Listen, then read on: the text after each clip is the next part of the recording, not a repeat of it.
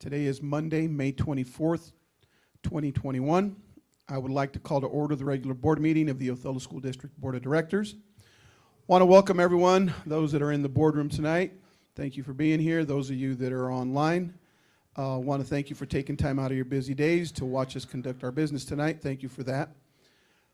Is there anybody here that would require Spanish translation for the meeting tonight? Thank you for making yourself available, Emma. Appreciate that. I will entertain a motion for the approval of tonight's agenda. I would like to propose a few changes first, President. First of all, I would like to add under, let's make it B3 and move the current B3, I guess take it off since the student reps were not able to be present, to talk about student rep placement, approval? Appointment, that's the right word. Thank you very much, Ken. Then I would like to add under board member discussion a topic, board self-evaluation survey to public and staff, to community and staff. I would like to also add, let's see, under, I'm all over the place. I know I'm not doing this in order. I'm sorry. Under D1, I would just like to remove D1. There are no reports and just have that be blank, just like policy review is currently blank. And then under C113, I would like to pull from, oh dear, where am I even at? Under required approvals and put that to C2, and then everything else move down a number, up a number, I guess. I think you know what I mean. I hope that makes sense. That's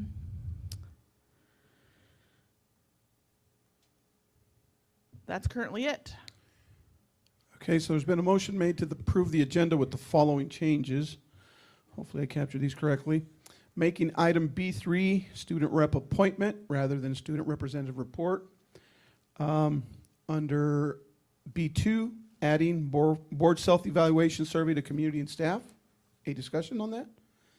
And removing the item under D1. Then under removing item C13, making it C2, and everything else being adjusted accordingly. C113 to become C2. C1-13 to become C2. Yes. Can I get a second? I will second that. Any further discussion? All in favor, aye. Aye. Aye. Any opposed? Motion carries 5-0. Yes, is there any public comment tonight? Request for public comment? All right, thank you for that. I'd like to remind the public that there is still an avenue for public comment, even in the times we're still in. So just keep that in mind when our announcement goes out on social media. There is an email and a phone number to make public comment at our meeting. Moving on to item B2, board member discussion. Yes, you tell me when we can refresh so everything's there. I think we can begin with the items that were previously there.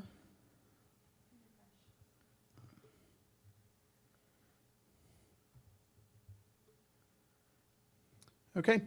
First bullet is legislative report, Director Stevenson. So as we talked at the last meeting about meeting with our current legislative state legislators, we contacted them and the time that they had didn't quite work out.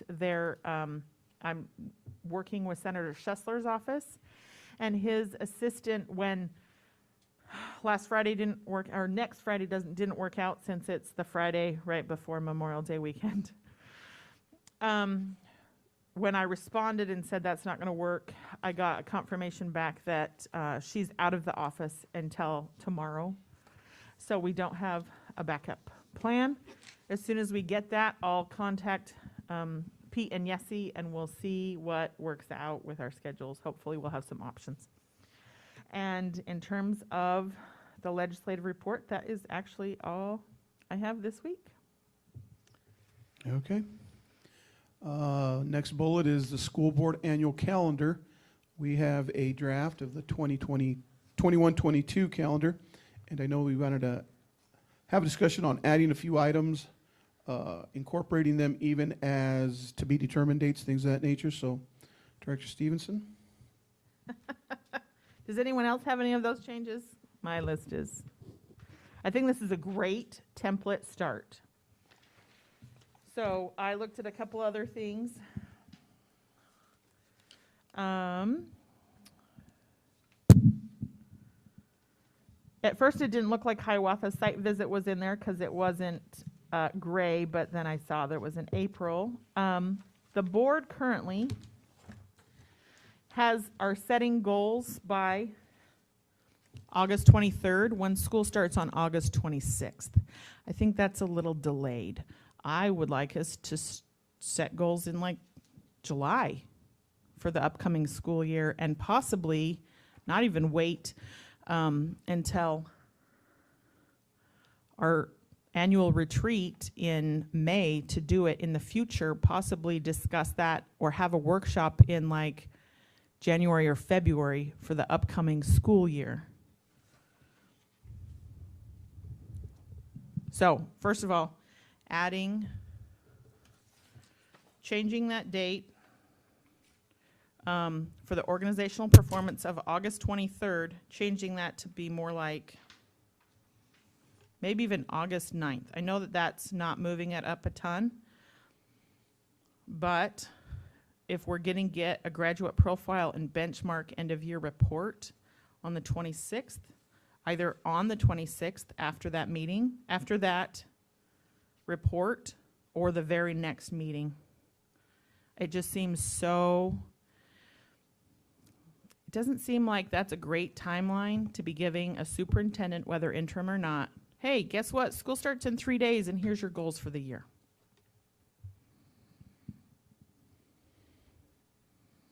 Personal view, anyone else? I'm good with that. I'm good with moving it to the 9th. We also have a budget hearing that. Right before that, a special meeting before that, right? Yeah.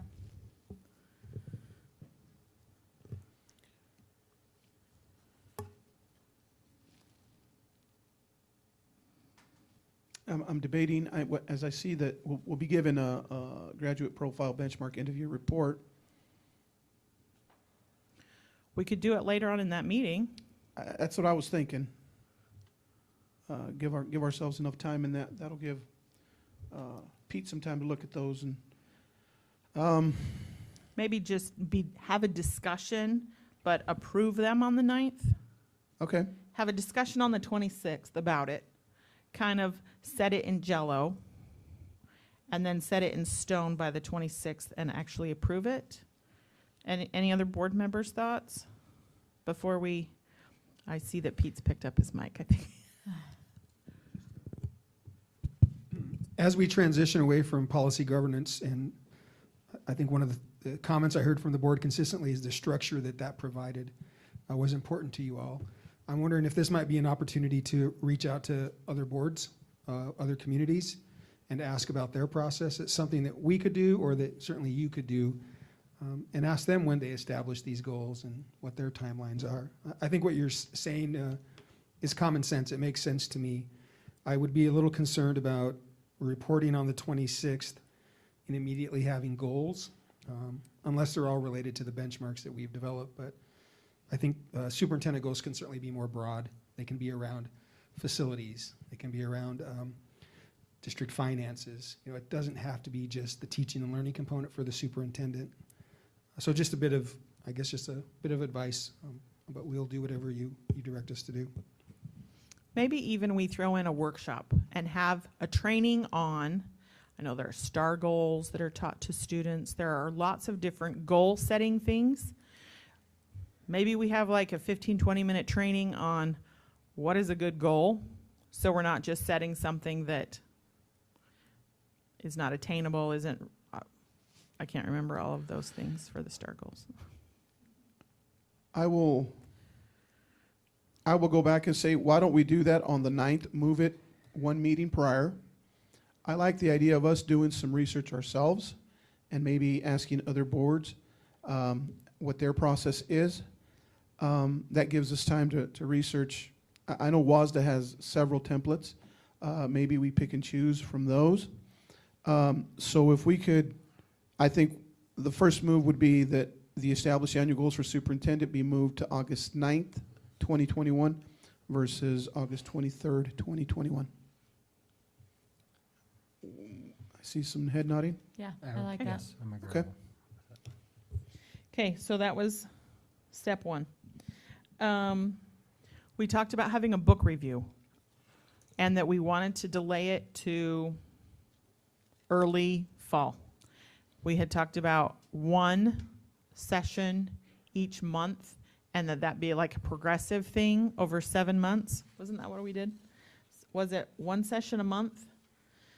Or was it one session every meeting and it just became a section? I think it was once a month, not Once a month, then I think Okay. that's what we need Could to we stick to. start that in? So if we're having the reports typically at the school site reports typically at the second meeting, if we did that at the first meeting of the month, which is the second week, and we started that September 13th.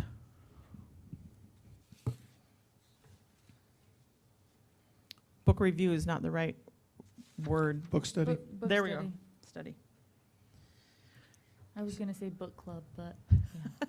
Whatever we want to Study. end up calling it, right? Yeah, Because and we need and to I think continue our something own we can do, trainings. though, the book is a fairly simple read, so we might even, instead of making it 7 months, we might do it in 3 or 4. We might take it to a couple chapters a meeting. Awesome. Just so it's not as prolonged. I don't know about you guys. I don't know if I'll remember 7 months later what we did. Month one. How about but we just, we'll- right, if we even just had that in from September, October, November, December. Maybe Okay. not December. September, October, November. I think in 3 months, there's 8 chapters, I believe. Okay, I think if we do 2 chapters a meeting, awesome. and we get through it before the end of the year. I like Does that that. sound okay? Yeah. Okay. And we will begin on September 13th, and we'll have it at 6 p.m. before the meeting. What if we just put it in as a component of our board member discussions? We could do it before, but sometimes, like if we're throwing a facility meeting in or something like that, then we have to like figure out how and where to put that. We could just kind of leave that up to not be answered yet. Maybe we need to try, if we tried the first one in our board member discussions and then went, oh, that doesn't work. Well, I Or that know was it wouldn't fine. work, because I don't know that we can have a review for 2 chapters of a book and not make this meeting 3 or 4 hours. Yeah. Well, we're just adding an hour before though. Well, but I think in an hour, I think it'll be more Beneficial. beneficial to Okay. us. And we can gauge it after that. Yes. Maybe we'll modify it even after that. So we will begin on the 13th with a workshop at 6 p.m. before our regular board meeting. And we will put it in there tentatively every other meeting or the first meeting of every month. And that can be changed or amended or Perfect. Okay. discussed later. We currently do not have the administration/board retreat on the schedule. And I know that we're not ready to set an exact date now, but maybe we could have the district bring a couple of dates back as proposals. But I would like to talk about possibly reformulating site visits at that retreat with them and possibly making 2 a year, whether it's inviting 1 or 2 board members for an hour or 2 at another time in the year, or getting to the campuses more often, getting into the classrooms, maybe making it shorter, maybe cutting out sections of it, talking about what works, what doesn't in an open format with those people that were on their campuses. I don't even know what I want it to look like. I don't have an idea, but I want to have a conversation with them about their ideas. Maybe they have some killer great ideas and they just haven't felt like they've been able to say, this isn't working for my campus or whatever. So I'm not actually proposing So something there yet, were a except few- for There were a look few for tentative dates. dates, were there not, Pete? For the admin retreat? Mm-hmm. Yeah, I think the request was to have it in August, so we could certainly bring back a couple of dates then. And perhaps even before August, if you wanted some feedback around the site visits, can certainly gather that from the principals, in the next few weeks, if that was the desire. I think that'd be ideal if we could get. Still some- only having one report from each site a year. I'm not adding extra reports from them. Just maybe we're on their campus seeing things, whatever they want to show us, or whatever we want to see more often. I mean, we've been asked by multiple people that. Okay.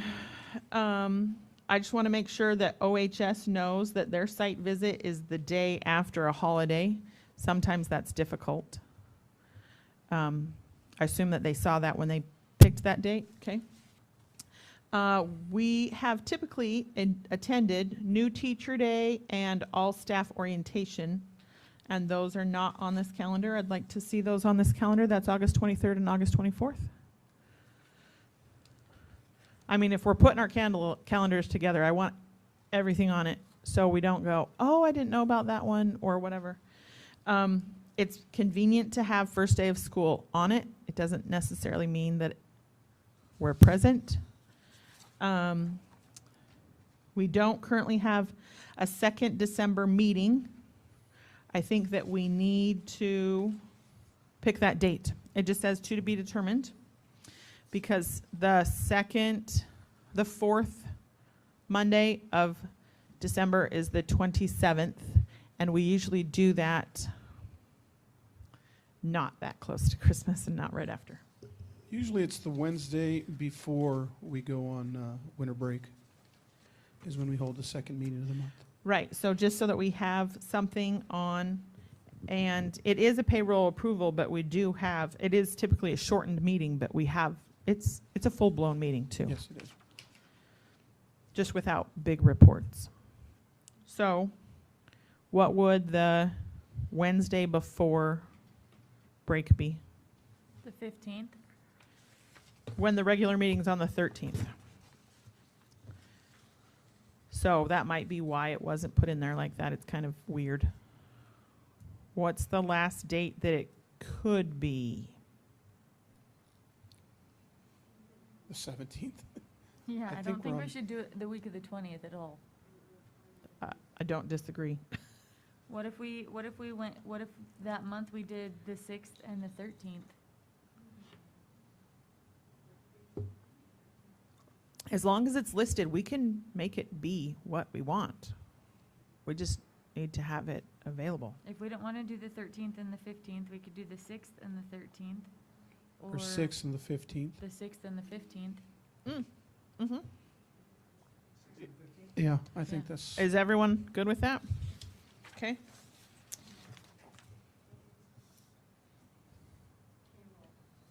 And so that's a noon meeting on the 15th? Would that work?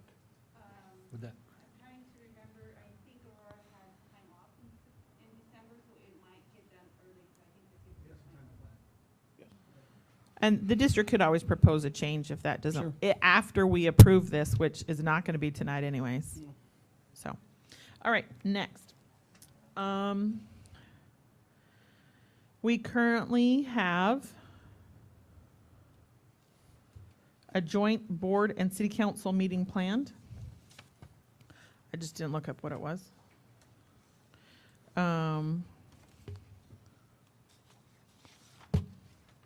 On June 8th. Does this start in June or July? June. So this should have June 8th. And granted, that may change because those have changed about 12 times when we have them. And I think they wanted to start at 6.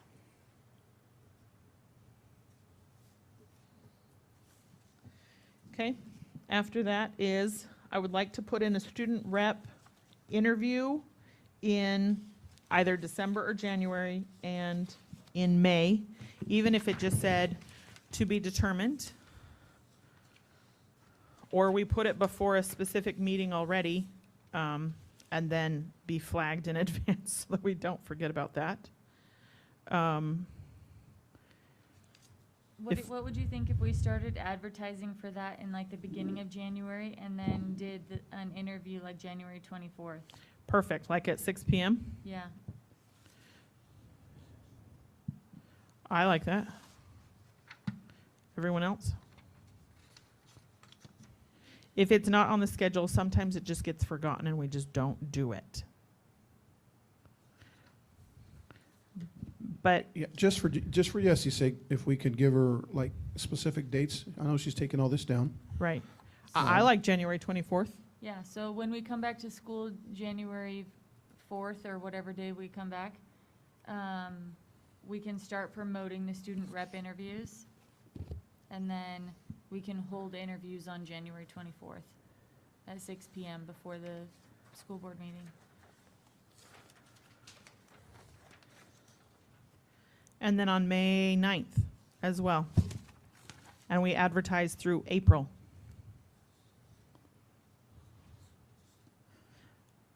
May just gets so busy, I'd rather not wait until the last meeting of May.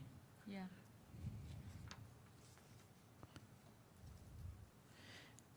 And maybe in somewhere, some kind of like flag, I don't know if it would be under organizational performance or something, advertise all of April, or advertise the entire month of January, so, I don't know, so we don't. That's often why we have been postponing them, because we haven't done that part. Yeah.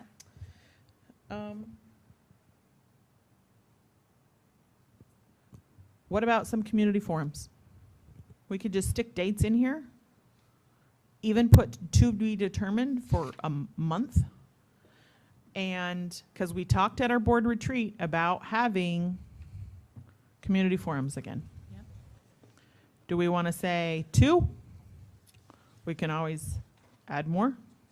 Well, I was sitting here thinking of something with our site visits, actually. We get around to all the schools, but there is one group of people that we do miss, and that's maintenance and transportation. So I'd like to see something possibly there. What about another all PSC meeting? It makes it so that they could come. Sometimes PSC cannot attend when we go to site visits. Sometimes the schedule just doesn't work. Lunch ladies, sometimes they just can't miss something, or they're not given an opportunity to come, and their shifts, not shifts, but something to be covered, whatever their assignment is. So if we had an all PSC discussion, We also never get to speak to bus drivers. PSC bus drivers and maintenance are in the PSC. That's what I mean. And like at- custodians. At site visits, we never, Right, you're right, we don't. Would that work, or do we want to specifically go there? Reason for the meeting, get together? I just want to be clear. Linkage with our community and staff. Very good. So, Again, we don't want to have meetings, and this is a very important sector, Right. important So- group, so. we learned last time to not do it in September, right before the fair. What about October? That was a huge mistake when we did that 2 years ago. And then we got in trouble for changing the date when nobody wanted to, we felt like no one would be able to come. Do we think a Monday night? Do we think a different night? Everything, there's gonna be conflict everywhere. President Garza, could I just provide one Absolutely. comment and a Please reminder? do. As we begin the transition through policy governance, I think it's important that we remember, again, the structures and the systems that were in place that allowed that to direct the board's work for several years. One of the concerns that had been shared with it commonly by some of the board members and others in the system and the community was that oftentimes it was so structured it was difficult to respond to particular concerns. And so as we put together the draft calendar for you to consider, those open blocks were for just those things. If someone said, it's time to reconnect with PSE. Hey, there's 3 slots here, let's reach out. It's time to reconnect with the city. You know, maybe October isn't the best time to decide today, but to decide that we really need to meet with those folks. So just a reminder about, And you're talking about these. I'm talking about the meeting topics or the organizational performance that in the last several years, all of those boxes would have been filled in. And so resisting the hesitation to fill all of them in to give you the flexibility that you need to respond to what your constituents are telling you.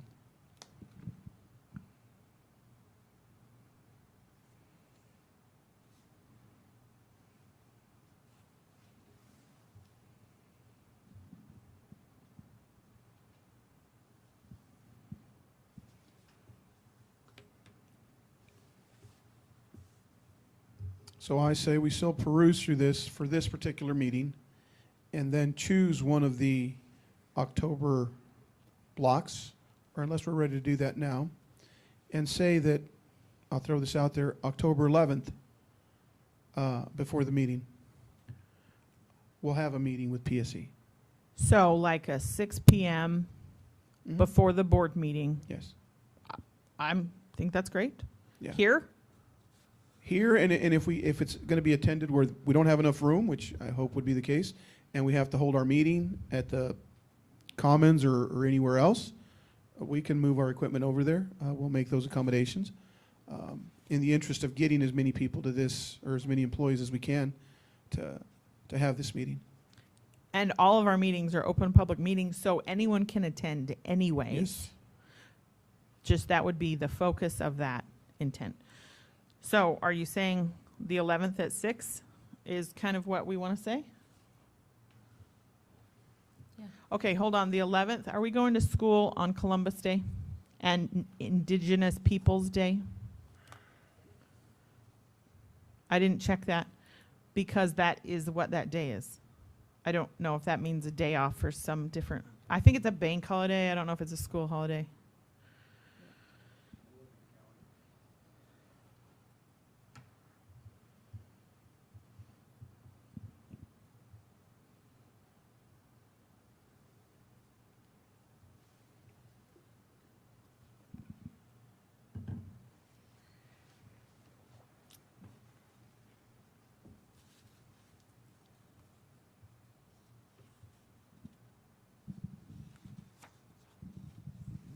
October 11th is a school day, yes. Okay. Great, 6 PM. Special. And location to be determined based on the kind of feedback we get of people that will be going. Do we want to put in just another blank day that we don't pick what the topic is? We could just use it in the future. For a linkage with who?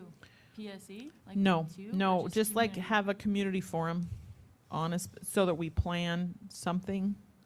Or do we want to wait until we decide if there's a specific topic? I mean, I would love to do the graduate profiles.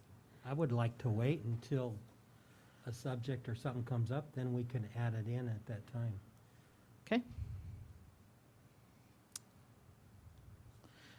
At a future date, we need to decide as a board what our plans are for a superintendent hire process. I think that we were kind of waiting to see what would happen with the election. Since there are 3 of us running and we are unopposed, I'm not concerned about us changing.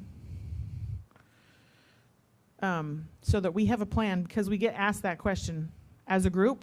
I assume that you're all getting asked that question individually as well. Do we want to put that on June 14th? That's not an organizational performance. That would be under board member discussion. Superintendent future plans. As in 2 weeks from now? in that meeting? Just so we can kind of start formulating and discussing what do we want to do. How do we want to make this happen? I'm not saying make major decisions. Sure, I'm just sure. saying start talking about and having like a brainstorming session. What do we want our process to be? I don't think any time is too early to start just having, and then maybe put it in 2 months in advance, or I don't know. What do we think? I mean, I don't think it would hurt us to touch on it, I don't know, every 4 weeks to say like, okay, you know, here's kind of our tentative plan. At this point, we have to hire the search firm, or at this point, we need to get ready to post the job, that kind of stuff. So if we can touch on it every, So do we want to start that process on the 14th, the first discussion? sure. Okay.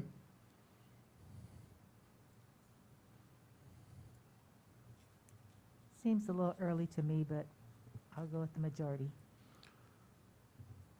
And it won't be a decision-making meeting. It'll be a discussion is what it'll be at that point.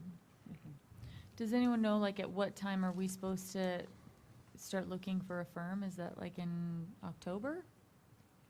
Or when is that? I guess that's a question for superintendent. Yeah, the process itself is pretty well defined, any search firm that you connect with. Typically, they come in and they develop what they call a candidate profile. So they'll want to run some of these forums and community groups that you all are discussing. They'll want to hear from folks about what they really want in the next superintendent. And it's really a phased process. Some search firms use a 5-phase process. We're going to have 5 meetings, one with the board, one with the staff, one with the community, circle back with the board, post the job. They have it so well defined and so lined out that, you know, when superintendents take jobs in March, oftentimes districts are able to initiate it and start right away. So it's just a matter of researching the firm that the board is interested in partnering with, checking in with the ESD. They run searches as well that are much less expensive, just whatever the direction the board wants to take. But it happens at all points of the year. Okay. I commit to bringing some information on that by June 14th. Okay. I have a couple letters from a couple of the firms already. I haven't responded to anyone, but I will try to bring you guys some approximate dates and processes. Perfect. Is ESD one of those? No. I would like to hear From them. Okay. from them as well. I can reach out to them. Great. That's actually all the calendar things I had. Any others? Mike, is that like just during the meeting, you're gonna just, or is it gonna be at 6 o'clock? It'll be a board member discussion. Okay. Yeah. All right. Yes, I know they threw a lot at you. I hope you were able to capture most of that. And again, if when she gives us another draft, because it'll be a draft, if something was missed, we can let her know about that. Okay, moving on. I think the book study, we've discussed it. I don't think we need to go back on that one. Board meeting survey. Is that my proposed policy change? I don't see it on here. I think we can discuss that you sent me one. Yep. For tonight, for our board self-assessment, we'll do I keep forgetting, it is Plus delta. plus delta for evaluating our meeting. Director Stevenson has an idea about, well, I'll let you go ahead and express your idea, Jen. I have to pull it up by email. I had it. So we had discussed having plus deltas at one. The policy actually, I took the old policy for the self-evaluation. I took the old questionnaire and cut some of them off because they didn't apply for without policy governance.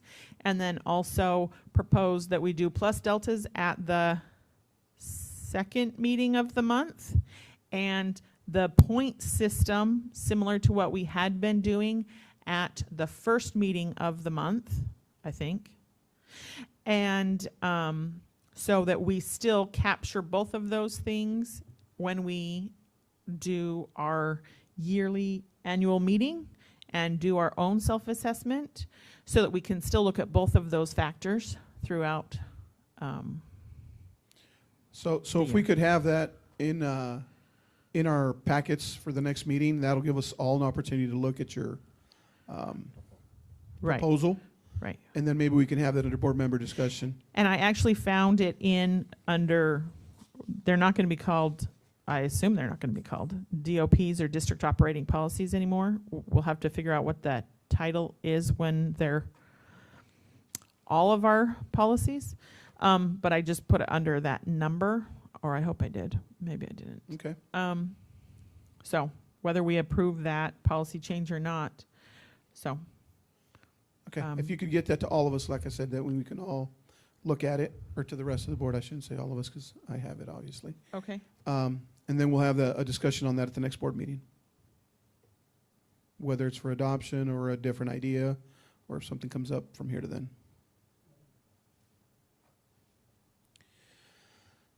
Board self-evaluation to public and staff. We had planned on having that done, and we typically use that at our annual retreat. There was some misunderstandings and miscommunications about that. I felt like we all still wanted to have that done, but it was set up for policy governance. The questions need to be modified.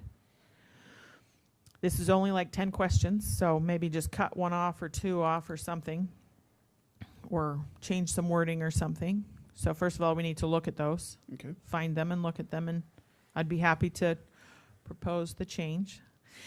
If you find it and send it to me first. And then we approve or just, not that we actually have to aye and nay it, just say, yeah, that looks good.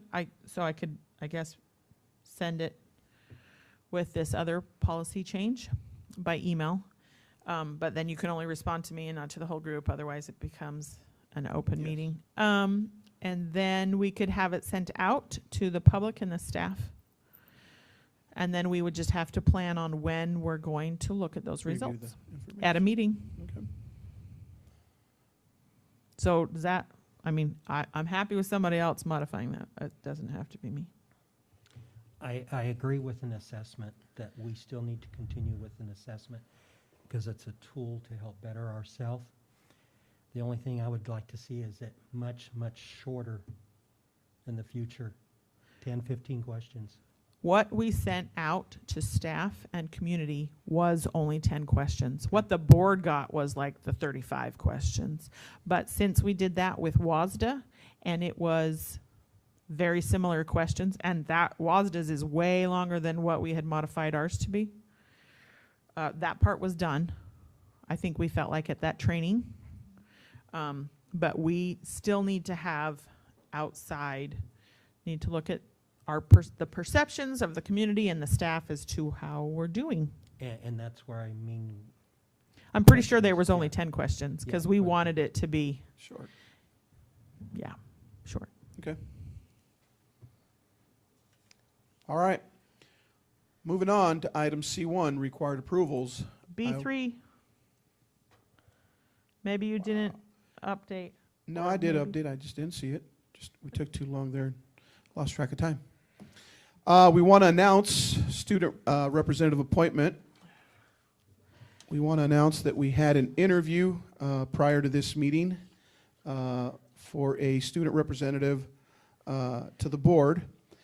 We'd like to announce tonight that we will extend an invitation to Consuelo Lamia Flores, who is a student at Desert Oasis High School, to become part of the board as a student rep. Had a very good interview, and I'll let any of the Do board we need members. to vote on yes, that? do we need to vote? I think we might need, I second that proposal. I motion that we extend an invitation to Consuelo Lamia Flores to be our next student representative of the board. Can I get a second? Any further discussion? All in favor, aye? Aye. Any opposed? Motion carries 5-0. Can I suggest that we have Lindsay call her and announce that, since she is the student rep mentor? I have no problem with that. And Consuelo, if You're okay with that? some by chance you're listening, congratulations, and you will be getting an official phone call shortly. Now, moving on to item C1, I'll entertain a motion for required approvals tonight. I have a few questions before we go to that. These are accounts payable questions. There is $9,000 in accounts payable to Basin Tree Service, I think is what the title is. Can we get some details on that? Basin Tree Service provided support around pest and fungus control for some of our trees. Oh, we definitely want healthy, happy trees. 18,000 to Northwest Install.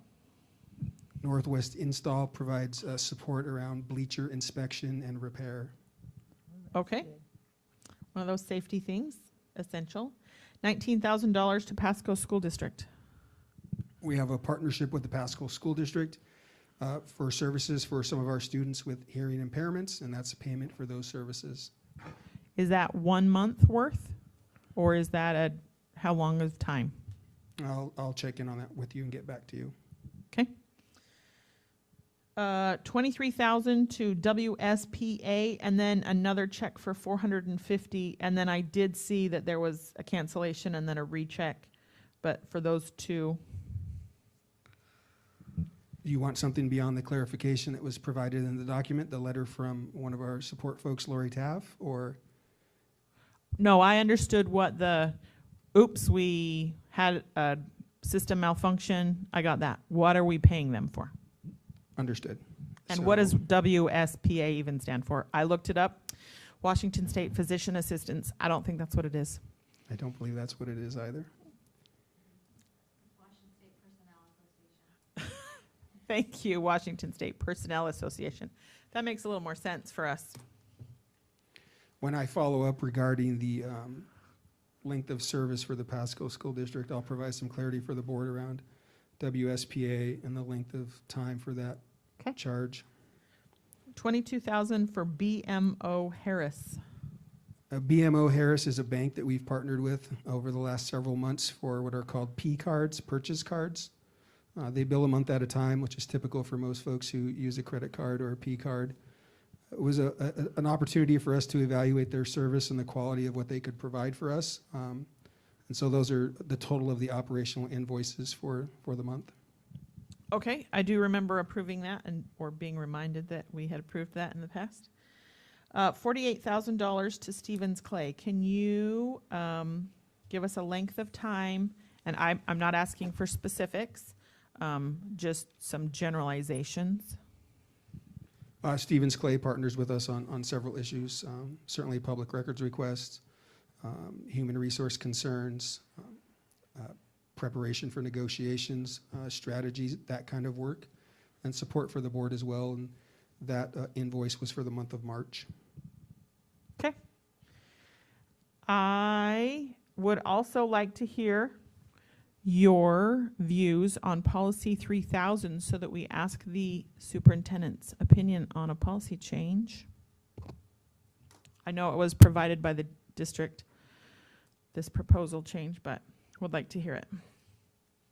I just want to call it up so I have it in front of me.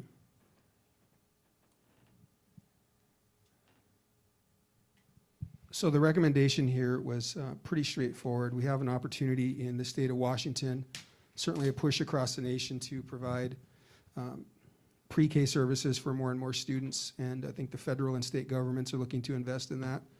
One of the pieces of our policy as written was that it was restrictive in who we could invite to participate in PK activities. By making that simple adjustment to this early entry in K, it opened up the possibilities for the district to acquire additional supports and resources to offer more transitional kinder services to more kids. So it's in the interest of equity. It's in the interest of offering more opportunities to more kids in our community. And with that simple language choice, we open up the doors for many more options for our staff and our students. So does that lead into some of the transitional kinder grant opportunities that I know that the district has qualified for that transitional kinder grant? This supports that. The transitional kinder grant was really just to set up the work. That's not a significant amount of funding. What does occur if you're able to make that transition to this sort of model is it sets the district up to additional resources for those kids. Essentially, they count as a full FTE for us, and they're able to generate some additional funding, which would help cover the cost of some of our work. With that comes the additional expectation that there are some certified staff that we don't currently have. So there would be some transition, and there's always some concern about the human resource part of it. So we're evaluating where we're at in that process, and really the grant is to help you think through that and then make the best decision for your community. But it's certainly an exciting option that we're considering very seriously. Okay. President, I propose that we approve the required approvals. There's been a motion made by Director Stevenson that we approve tonight's required approvals. Can I get a second? I will second that. Any further discussion? All in favor, aye? Aye. Any opposed? Motion carries 5-0. Moving on to item C2, Director Stevenson, you requested to be pulled and put in its own separate category here. So this adoption proposal tells us a dollar amount, tells us where those funding is coming from, what the recommendation is, but it doesn't tell us the name of the curriculum. That's one of my questions. So the curriculum is related to social studies materials for the middle school and the high school. Do you want the names of the textbooks? Well, usually there's like a name, is there not attached to a curriculum? Is it all through the same company?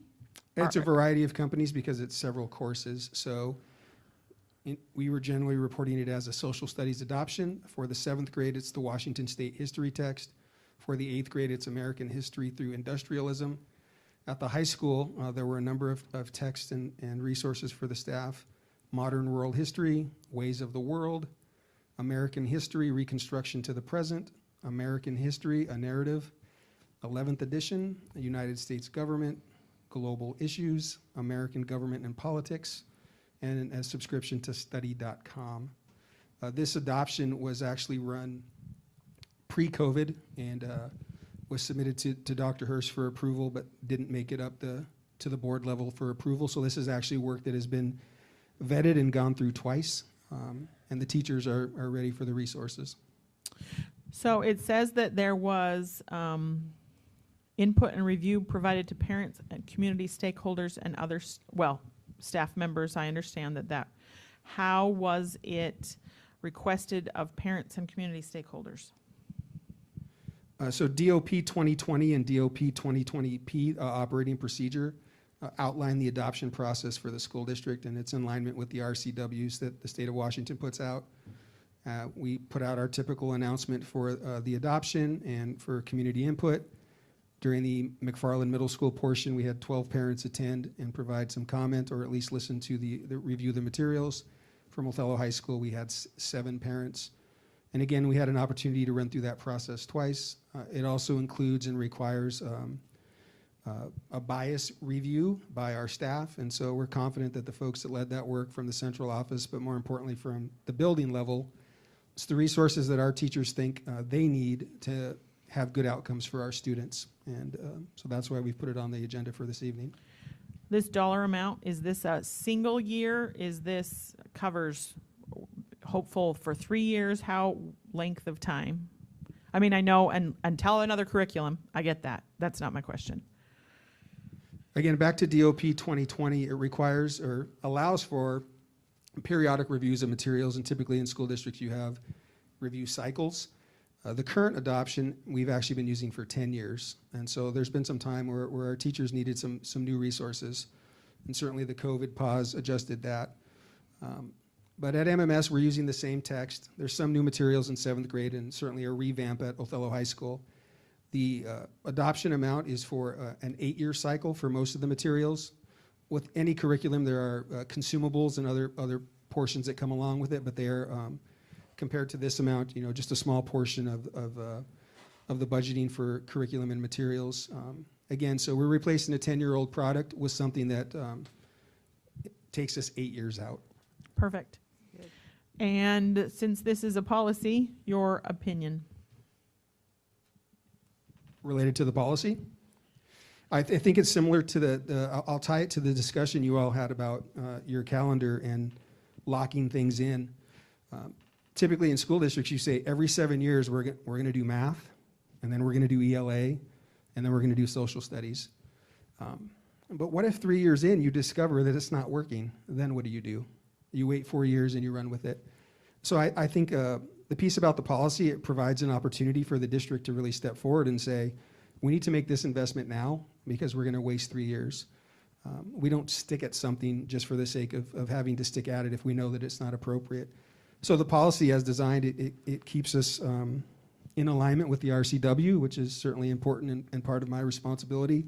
It also gives voice to the teachers and the building administrators to say, when we work with our kids, we know that they're not meeting this standard.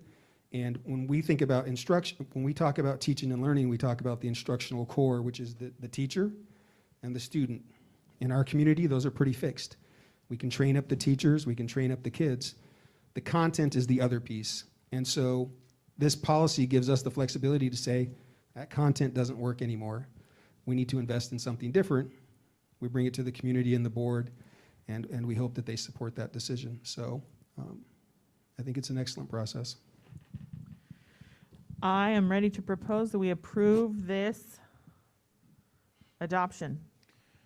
Motion's been made by Director Stevenson to approve the secondary social studies adoption as presented. Can I get a second? I'll second that. Seconded by Director Schutte. Any further discussion? All in favor, aye. Aye. Any opposed? Motion carries 5-0.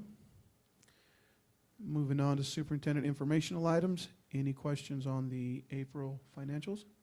Love page 5, thank you. New page to look at. Will be very interesting to compare futures with that. I think everybody knows I read every page of everything, so it's not a surprise that I caught that. No questions. All right. Moving on to item C4. I'll let the superintendent introduce our presenter tonight. All right, well, we're excited to have Principal Jen Perez from Ludwikaga share a little bit about her school and the work that's happening there. Perhaps take some questions from you about the site visit, and we're excited to hear a little bit about Jen's story. Oh, it's already on. It's already on? Okay, perfect. Yes, you're going to pull up my slides? Okay. Well, it was a pleasure to have you guys at our school a couple weeks ago now, a few. Tonight, I really wanted to kind of circle back to Ludwikaga and how it's unique. We actually house many district-wide programs. We're most commonly known for our dual language program, but we also are the host school of the HiCap program and of our district self-contained program. And so an opportunity to just clarify that with all of you and share some things with our community as well. So those are the 3 things I'm going to share about tonight. So we're going to start with the district's HiCap program.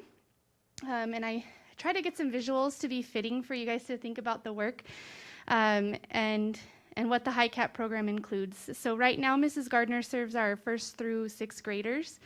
We've recently added those 6th graders back. But I don't know if you all are aware of how many times that she's moved about the district. And so we're happy that she's been with us since Amy and I started at Ludwikaga in the 17-18 school year. But even though she was in the same school, we moved her classroom at least 2 times within that time. Mrs. Gardner and her students are resilient, and so are the parents. And so we're excited to report to you that they continue to work on our HiCap policies. As you know, they are constantly keeping up. Mrs. Gardner is keeping at the forefront of the testing for students to be included in that program. We're going through assessments now to enter new students for the upcoming school year. Mrs. Gardner has a strong focus on technology and integration of students' skills and their application of what they know from their general education classes into their PBL units. And so whenever you go in there, you always see the students working on something that might solve a problem or something that's going to help them in the long run in different careers. Something that's also amazing about Joey is every single staff that, I called her Joey, sorry, Mrs. Gardner, every single staff that she's been a part of, she's constantly a learner. And so she never shies away from dual language trainings at our school. She constantly attends them. She then implements whatever she can learn from those trainings into her classroom. And so you clearly see our focus on the teacher clarity process in her room, as well as implementation of sentence stems and structured partner turn and talk. And so she takes every opportunity. If it's great for students, it's great for students. And so she uses it with her kids as well. So we're happy to have the high cap program at Lutakaga. Our next program that I'm going to talk about is our self-contained program. And I talked to Ms. Heidi Wagner today to get really concrete, like, what would you say the definition of our self-contained program is, so I could be the most clear as possible. And really, it's a program that we have developed for cognitively disabled students, and it provides them with an opportunity for small group instruction that is specially designed to really meet their needs. So students that qualify for this program go through a pretty rigorous amount of assessment so we can be sure that we're really understanding what their needs are and why they would qualify. We look at their cognitive abilities, adaptive, social, and academic abilities to understand everything that those students need and then how we can best write plans of support for them. As you saw when you got to come into those classrooms, there's a variety of different levels in learning going on. When Amy and I first started at Lutakaga, we only had 2 classrooms to serve K through 5, and then we added on 6 our very first year, right? So then we were looking at our classrooms and the great span of kindergarten through 3rd grade abilities in one classroom, and it's vastly different. You guys are nodding like you can almost remember maybe seeing some of those students and the different abilities that they had. And so we're pleased to let you know we have now 3 classrooms to serve our kinder through 6th graders. And we break them partially by grade level bands, but also by ability of students. So something that I'm extremely proud of with our special education staff is that they have become very collaborative. They know that we're here to serve the students, and if that means maybe a 2nd grader needs something that's going on in the classroom that typically helps the 3rd and 4th graders, they're gonna go up to have that opportunity and vice versa. So it's a very fluid environment. Something else that is very important that great schools do is that they increase inclusion of all students, including your special education students. And so that's been a great area of focus for us. The COVID pause, as I heard it called just now, has really put a kind of a halt to that, but these students are Lutakaga students, and so we include them in everything that we possibly can, all the way up into classroom instruction when it's appropriate for them. So we include them in specials, recess, lunch, and any form of classroom instruction that we can, and typically that happens during hands-on learning like science or social studies. Also, another thing that has been amazing this school year with our teachers in the self-contained program is that they have served the students nearly this whole time in person. And we have seen huge growth within our students and their ability to meet or exceed their IEP goals. And we can't tell you enough how important it was to have those kiddos not miss a beat in person. And the teachers rose to the occasion and everybody stayed healthy and safe, and we're proud of their progress. All right, so what we're most known for at Lutakaga is the dual language program. It is the most, if you looked at a pie chart of my building, that's obviously the largest piece. If I could take you back just to the beginning, we started the dual language program in 2004, and we had just 2 classes out of the 4 that were dual language classes, and the other 2 were non-dual language classrooms. And then we made the transition in the, let's see, I have the year wrong on here.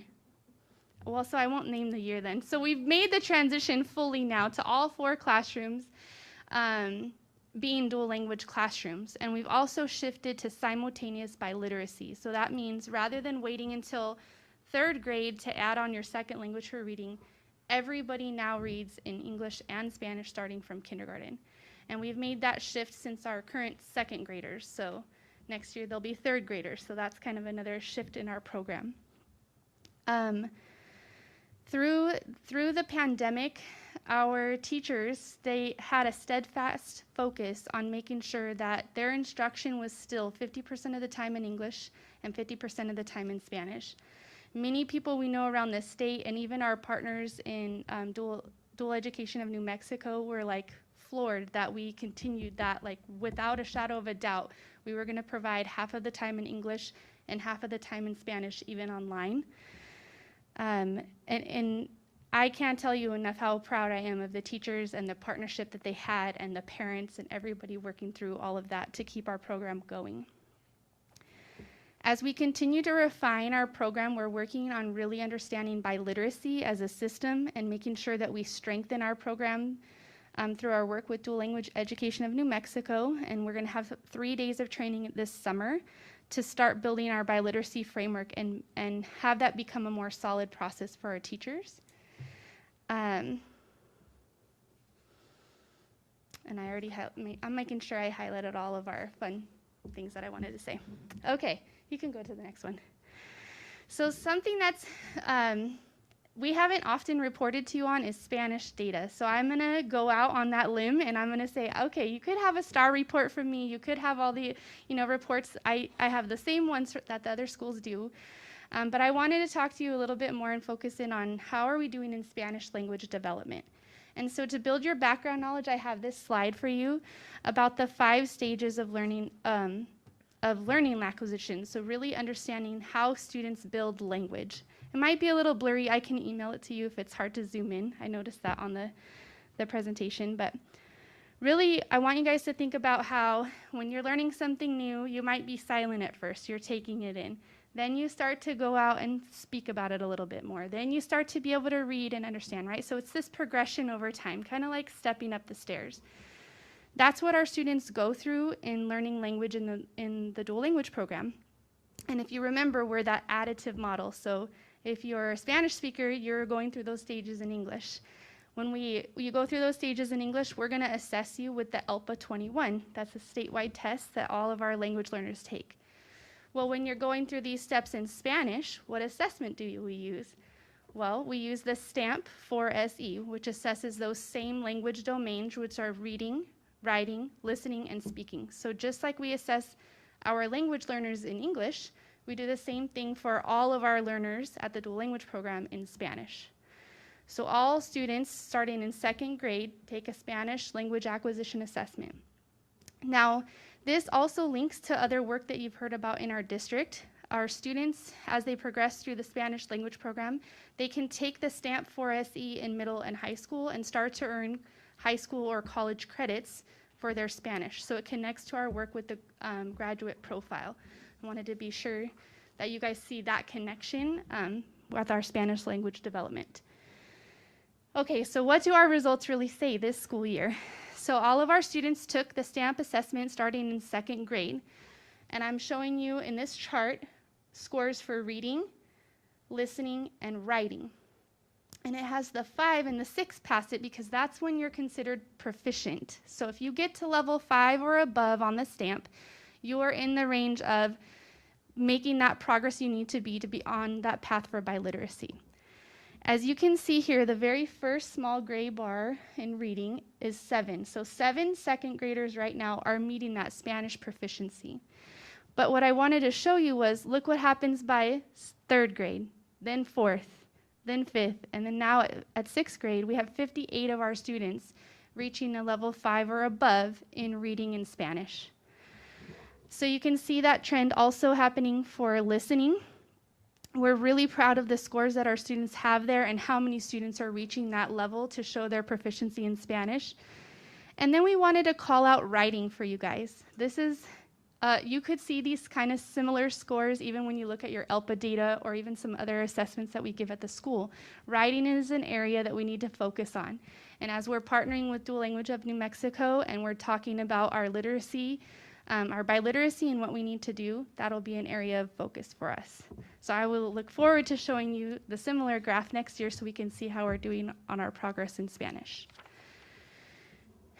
Then as we were looking at this data, we thought, how do we really compare? Like, we're looking at Lutakaga kids to Lutakaga kids, right? And we're like, yes, we're making progress and growth, and we see a lot of our students making that, the gains that they need to make over time in our program. But how do we do in comparison to other students who take this assessment? So on this chart, we're comparing our 6th graders to students who took the STAMP assessment on, at a national level. So the dark gray bar on the left is how the nation did, nationwide 6th graders, and then the lighter gray bar on the right are how our 6th graders have done on the Spanish language assessment. And we just wanted to celebrate that we are meeting or exceeding the national average for students who are taking this assessment in Spanish. Okay, those are the items that I wanted to share with you today, and I'll take any questions that you have. Quick question, Jen. So on the data where you go second, third, fourth, fifth, sixth, is that out of 80 students? Like, do you average 80 students per grade level? Thanks for asking that. At 6th grade right now, we have about 88 students, I believe. So anywhere between 80 to 100 students total per grade level is about what we have. Okay. These are great scores to be able to see, and just to be able to see that your students in speaking are crushing it, 6th graders, and above the national average on all of them. So would other bilingual schools be taking the stamp? Yes, when we go So you're to comparing to other, you're comparing apples to apples across the nation is what I mean. anybody can take the STAMP assessment, Jen, but a lot of the other people who are dual language schools also give this assessment. So Okay. it makes up anyone who takes the national assessment for whatever reason. But when we go to conferences and when we purchase the stamp in the first place, it was with that lens in mind. Are we going to be able to compare to other dual language schools and show proficiency in, with students that are also receiving instruction in Spanish? Great. Awesome. Well, always great to visit your school and to be able to talk to staff and students and to be able to have that interaction. Of course, love HiCap since we got to go into the classroom with my kid. And love seeing the happy faces all across campus, but especially in your SPED classrooms. They are always just such little happy, beaming children. And I have given myself a goal to give every campus a word that I felt like represents them for our site visits this year and for this year. And the word I've picked for Lutakaga is relationships. Even though it was an extremely difficult year, it was obvious that you're still, all your staff all across are still trying to form those relationships and keep the students safe and happy, that their emotional well-being is just as important as their academic well-being. And I think that we saw that everywhere. In fact, I loved seeing the kids do all of the interactive stuff in the hallway for the SPED. I almost wanted to jump in and do it myself, but that could have been too embarrassing. I might have messed it up way more. And so I can give you a private. oh, yes, maybe okay. a private tour, yes, so that no one will be watching. But it was apparent that that relationships were key and that love amongst everyone, even though we're seeing the sites in a different way than we've been able to see them in the past and have our own communication. It was great to see that. So thanks. Thank you. Jen, I was just wondering, since it's different now where everyone is Spanish instead of half like it was when you started out, so is every teacher bilingual? Do they teach the Spanish part or someone else? Do they switch classrooms? That's an awesome question, Sharon. Thank you for asking that. In our model, not all of our teachers are bilingual or biliterate. So we have 4 teachers at a grade level. And each teacher has a partner teacher. So we have one English dominant teacher and one Spanish dominant teacher. They stay in that language for instruction, Okay. and the students switch from one day to the other. Right now, it's every other day. Okay. In our normal day, we switch morning and afternoon, because in a truly biliterate school, you want everybody to read and write in both languages every day. You want as much connected practice with those two things as you can have. And so they partner and share students at our school. So every teacher at my school has around 50 students that they partner. Okay. I would be really interested for our next visit if we could see some of the Spanish taught classes, because we saw the English, and I would love to see, I've seen people bragging about their children, second, third grade, that they can make a conversation in Spanish, and it's exciting, and I wanted to be able to see that, those that didn't have that language prior. Okay. I think that'd be really exciting. And you- I was very, very impressed of how you keep your specials for the week. And I see how that really would help if you start a project. Otherwise, you start a project, and it's the next week you do a project. But I think we all should give these teachers so much credit. We saw your art teacher cleaning up between classes, and there weren't that many minutes. 3 minutes. She was awesome how she ran around, sprayed and talked and wiped and visited with us as she had a program going, how she was ready for that next class. That was really great.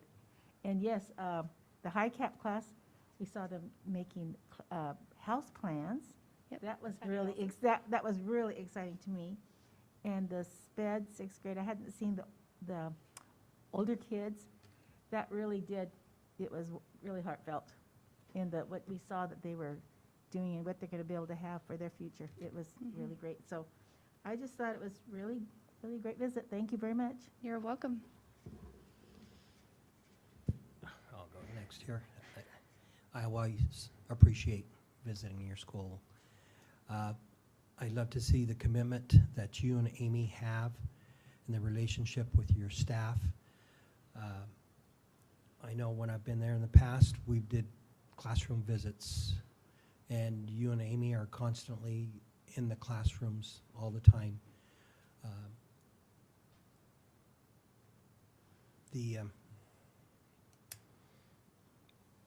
Lost my thought here.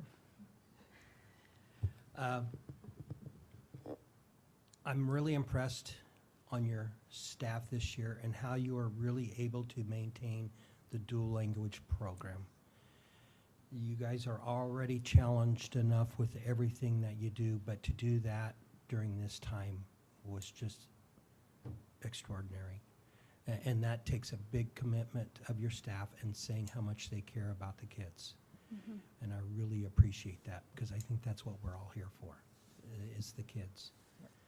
I will be back there on June 2nd to do one of my most favorite things. Yes. And I will come and visit you in between. I'm Perfect. glad to see they're doing the Rockets again this year. So It's I'm everyone. big- It's a big memory for everyone, so we're Yes. glad it's happening. yes. Thank you. But thank you for the visit. You bet. Well, I like that I'm last because they cover most of everything, but I thought Jen was going to call you like multitaskers or something.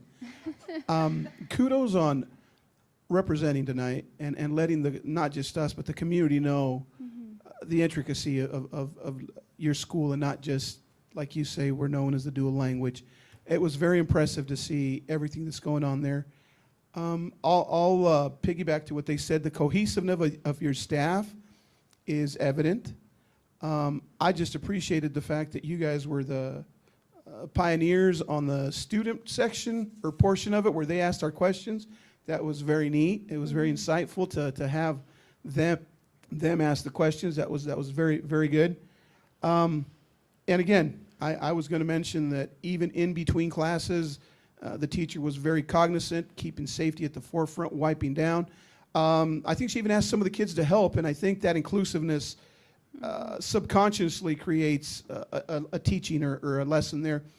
Just great to see. And then to see the scores that you bring out tonight, Jen, in the midst of everything that has happened this year to be commended for your entire staff. If I've learned anything at this district is that our administrators don't take the credit themselves. They always acknowledge their staff, and I know you are very cognizant of that. And I just want to make that known to the entire staff at Lutacaga. Thank you very much. It is, your work is evident. We can see that great things are happening there, and as always, a great visit. And again, just thank you very much for hosting us that day. All right. Thanks, guys. We look forward to having you back. And anybody that wants to come for mini visits, I'm there. Come by. Awesome, thank you. All right, moving on to item F1. We will take a 3-minute recess, and we'll go into executive session for 60 minutes to discuss potential real estate purchase or lease. No action will be taken following the executive session, so we will enter executive session at 8:18. Thank you.